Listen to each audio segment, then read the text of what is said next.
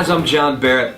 Hey, not too long ago, my wife made cupcakes one night, and she made some homemade icing that was absolutely amazing.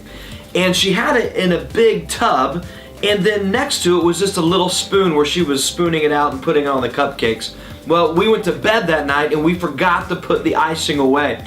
And when I got up in the morning, I went down to the kitchen and there were ants everywhere, all over our countertop, and where that spoon was, there were ants just going to town on all that icing, just eating it. But then I noticed something. I looked up at the big tub of icing that was sitting there, and there wasn't a single ant in the tub. And I thought, that's crazy. You know, all these ants were all surrounded by this little spoon with just a little bit of drops of icing on it, and yet here right next to him was this giant tub of icing, and not one of them climbed up the tub and got into the Mac Daddy icing that was there waiting them.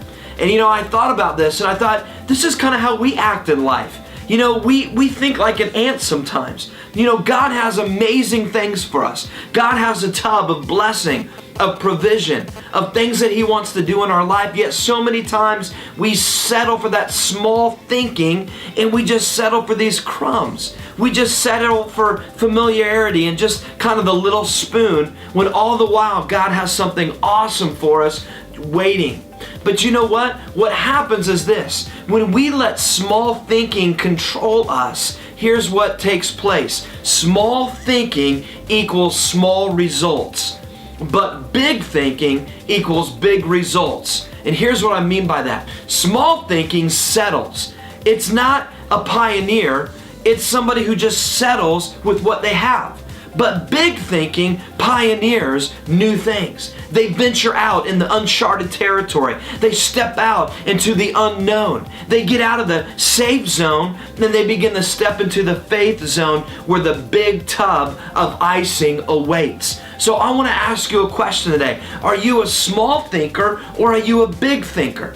Are you kind of small thinking like the ants that settled for the spoon when they have the tub? Or are you going to become a big thinker that says, you know what? I believe that God can do great things in my life. And I know that that's a mountain in front of me. I know that the tasks and the things that God wants me to do are bigger than me. Matter of fact, it's a big tub, but I got to climb all the way up to get it. Big thinkers are willing to climb the mountain. They're willing to go to the top. They're willing to dream. They're willing to step out. They're willing to look and say, you know what? That's going to be a big truck up this tub. But you know what? With God's help, I'm going. And I'll make it to the top, because that's where God's purpose is. That's where God's blessings are. That's where God's provision is when we're able to put forth the effort. Think about in the Bible. Remember when the children of Israel were going to go into the promised land, and they sent out the spies to go look and to see what enemies were out there. And when the spies got back, they reported with small thinking,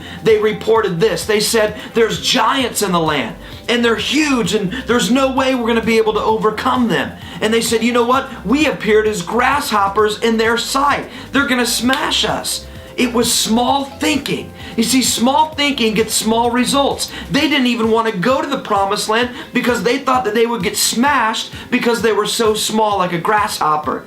But yet, there was Joshua, there was Caleb. They stepped up and they said, no, no, no. With God's power, with God's strength, we can overcome these giants. Because it's not about our strength, it's about God's strength in us and through us. You see, they were big thinkers. They were willing to climb the tub to get to the top where God called them to be. So in your life, are you going to be a small thinker? And are you going to settle? Or are you going to pioneer into greater things that God is calling you? And listen, God will always call you out of your comfort zone into the faith zone. He'll always call you to something bigger than you can ever accomplish, because God is a big God who wants to show His glory through us. So don't be a small thinker, be a big thinker. Don't think like an ant, think like Joshua and Caleb with a heart of faith.